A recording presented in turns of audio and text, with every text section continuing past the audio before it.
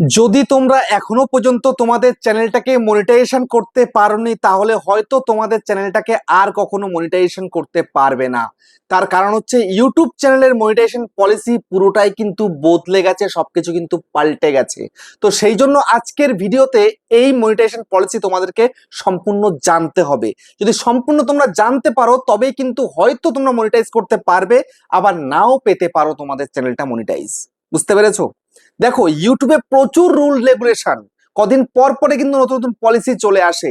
তো আজকের ভিডিওতে আমি তোমাদেরকে বলবো ইউটিউব চ্যানেলের মনিটাইজেশন পলিসিতে কি কি চেঞ্জেস চলে এসেছে, কি কি মেনে তোমায় কাজ করতে হবে। যদি এটা না জানতে পারো, না বুঝতে পারো, তাহলে কিন্তু মনিটাইজ করতে পারবে না তোমাদের চ্যানেলটা, যদি তোমাদের চ্যানেলের ক্রাইটেরিয়া পূরণ করে থাকো তবুও। বুঝতে পেরেছো? সেই জন্য আমি তোমাদেরকে হাত জোড় করে বলছি, আজকের এই ভিডিওটা সম্পূর্ণ দেখো। যদি সম্পূর্ণ দেখতে পারো তবেই কিন্তু চ্যানেলটাকে মনিটাইজ করতে পারবে, যদি সম্পূর্ণ না দেখো তাহলে হয়তো মনিটাইজ করতে পারবে না। তো চলো আর দেরি নয়, চ্যানেল নতুন হলে চ্যানেলটাকে সাবস্ক্রাইব করে দাও, বেল আইকনকে প্রেস করে দাও, আর বন্ধুরা ভিডিওকে লাইক করতে কিন্তু ভুলবে না। লাইক করলে মোটিভেট হই, ভিডিও বানানোর কিন্তু আগ্রহ বাড়ে। আর হ্যাঁ বন্ধুরা, আমি কিন্তু এখন উত্তর 24 পরগনা জেলার বনগাঁয় থাকি। তোমরা চাইলে আমার সঙ্গে দেখা করতে পারো, চ্যানেলের যে কোনো প্রবলেম নিয়ে আমার কাছে চলে আসতে পারো, কিন্তু এর জন্য তোমায় চার্জ পে করতে হবে। নিচে হোয়াটসঅ্যাপ নাম্বার রয়েছে, এই হোয়াটসঅ্যাপ নাম্বারে মেসেজ করবে, কেউ ডাইরেক্ট কিন্তু কল করবে না। আর তোমরা যারা অনেকটাই দূরে রয়েছে, আমার কাছে আসতে পারছো না, তোমরা কিন্তু হোয়াটসঅ্যাপ থেকে ভিডিও কল করলে চ্যানেলের যে কোনো প্রবলেমকে সলভ করতে পারবে, কিন্তু এর জন্য চার্জ লাগবে। নিচে হোয়াটসঅ্যাপ নাম্বার রয়েছে, এই হোয়াটসঅ্যাপ নাম্বারে মেসেজ করবে, কেউ ডাইরেক্ট কিন্তু কল করবে না। তো এখন আমি তোমাদেরকে বলবো, যদি তোমরা তোমাদের চ্যানেলের ক্রাইটেরিয়া 1000 সাবস্ক্রাইবারের জায়গায় তুমি 1,00,000 সাবস্ক্রাইবার পূরণ করে ফেলেছো, আবার 4000 ঘন্টা ওয়াচ টাইমের জায়গায় তুমি 50,000 ঘন্টা ওয়াচ টাইম পূরণ করে ফেলেছো, আবার তুমি শর্ট ভিডিও করছো, 10 মিলিয়ন শর্ট ভিউজ দরকার, তুমি সেখানে 100 মিলিয়ন শর্ট ভিউজ পূরণ করে ফেলেছো, তবুও তুমি তোমার চ্যানেলটা কিন্তু মনিটাইজ করতে পারবে না। বুঝতে পেরেছো? কি করলে পারবে? পারবে হচ্ছে ইউটিউবের নিয়ম মেনে যদি তোমার ভিডিওগুলো হয় তবে পারবে। তো সেই জন্য একটু মনোযোগ সহকারে ভিডিওটাকে সম্পূর্ণ দেখো। দেখো, একটা চ্যানেলকে মনিটাইজ করতে হলে সর্বপ্রথম তোমার চ্যানেলের মধ্যে কোনো রকম কোনো অ্যাক্টিভ কমিউনিটি গাইডলাইন স্ট্রাইক থাকলে কিন্তু হবে না। যদি তোমার চ্যানেলে কোনো অ্যাক্টিভ কমিউনিটি গাইডলাইন স্ট্রাইক থাকে, সেক্ষেত্রে তুমি তোমার চ্যানেলটা কিন্তু মনিটাইজ করতে পারবে না। সেই অ্যাক্টিভ কমিউনিটি গাইডলাইন স্ট্রাইকটা এক্সপায়ার হয়ে যাবে, তারপর তুমি কিন্তু মনিটাইজেশন করতে পারবে। বুঝতে পেরেছো?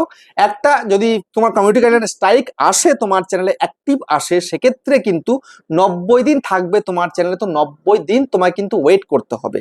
যখনই তোমার ওটা এক্সপায়ার হয়ে যাবে, তারপর তুমি কিন্তু চ্যানেলটা মনিটাইজের জন্য অ্যাপ্লাই করতে পারবে। বুঝতে পেরেছো? আবার অনেকে বলবে আমার তো ওয়ার্নিং স্ট্রাইক আছে, তাহলে কি মনিটাইজ অ্যাপ্লাই করতে পারবো না? না, ওয়ার্নিং স্ট্রাইক থাকলে তুমি কিন্তু মনিটাইজ অ্যাপ্লাই করতে পারবে।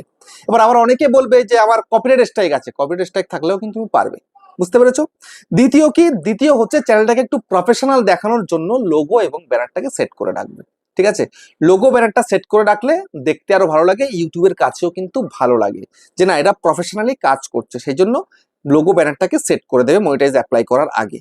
তারপরে হচ্ছে চ্যানেলের অ্যাবাউট সেকশন, যেটা চ্যানেল ডেসক্রিপশন বলা হয়।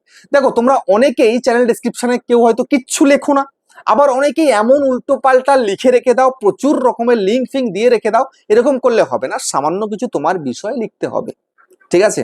বা তুমি যদি নাও লেখো তাতেও কিন্তু খুব একটা প্রবলেম নেই। যেমন আমার এই চ্যানেল যখন অ্যাপ্লাই করেছিলাম ইউটিউবার হাউস সাপোর্ট, আমি কিন্তু কিচ্ছু লিখিনি, এখনো হয়তো কিচ্ছু লেখা নেই, তাতে আমার কোনো সমস্যা হয়নি। কিন্তু যদি উল্টো পাল্টা কিছু দিয়ে রেখে দাও, সেক্ষেত্রে তোমার কিন্তু সমস্যা হবেই। বুঝতে পেরেছো?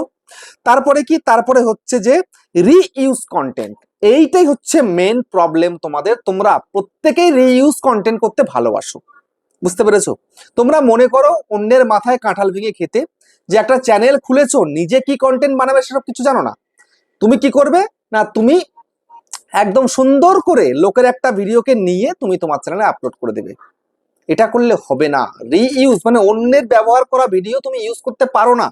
বুঝতে পেরেছো? তাহলে ইনকাম করতে পারবে না। যা করেছো আগে করেছো, এখন আর কিচ্ছু করা যাবে না। নিজস্ব কন্টেন্ট তোমায় কিন্তু তৈরি করতে হবে। বুঝতে পেরেছো? অন্যের কোনো ভিডিও অন্য কোনো প্ল্যাটফর্ম থেকে নিয়ে এসে তুমি ইউটিউবে আপলোড করে দেবে, তোমাকে ইনকাম দিয়ে দেবে ইউটিউব, সেটা কোনোভাবে হতে পারে না। সেই জন্য রিইউজ কন্টেন্ট চলবে না, মানে অন্যের ভিডিও তুমি দিতে পারবেই না টোটালি। নিজেকে ভিডিও বানাতে হবে, নিজের ফেস ভয়েস হোক, নিজেকে ভয়েস দিয়ে ভালো করে এডিটিং করে হোক, তোমাকে ভিডিও বানাতে হবে। তারপর হচ্ছে লো এফার্ট কন্টেন্ট। তোমরা অনেকেই লো এফার্ট কন্টেন্ট করছো। যেমন তোমরা বাসে করে বা ট্রেনে করে কোনো জায়গায় ঘুরতে যাচ্ছ, এই যে ফোনটাকে এইভাবে ধরে, হ্যাঁ হ্যাঁ, এই যে এরকম করে দেখাচ্ছ, সব এরকম করে করে দেখাচ্ছ, ঠিক আছে, তারপরে একটা গান দিয়ে সেই ভিডিওটাকে তুমি আপলোড করে দিচ্ছ, এরকম যদি হয়ে থাকে সেক্ষেত্রে কিন্তু সেগুলো লো এফার্ট কন্টেন্ট।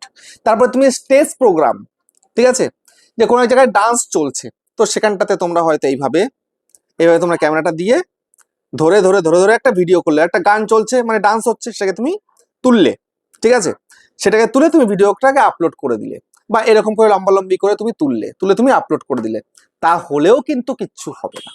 বুঝতে পেরেছো? এগুলো লো এফার্ট কন্টেন্ট, এগুলো চলবে না। তোমার এর মধ্যে কোনো ক্রিয়েটিভিটি নেই, তোমাকে নিজস্ব ক্রিয়েটিভিটি দেখাতে হবে ভিডিওর মধ্যে, তবেই তুমি সেই ভিডিওগুলো থেকে ইনকাম করতে মনিটাইজ করতে পারবে।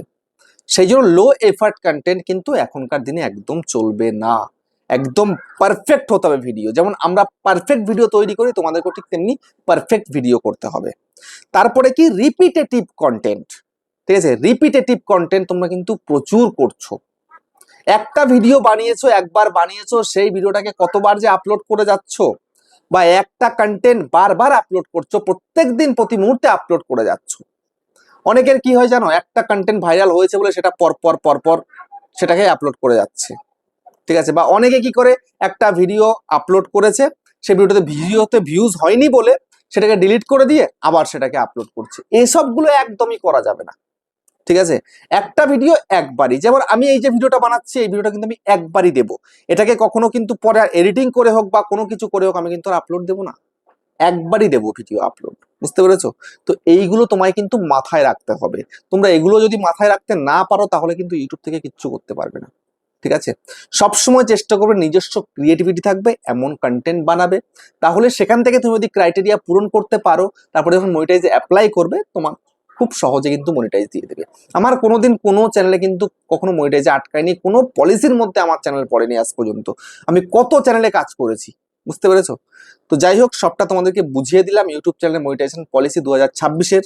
তো কেমন হয়েছে ভিডিওটা কমেন্টে জানিও, আবার দেখা হচ্ছে নেক্সট ভিডিওতে।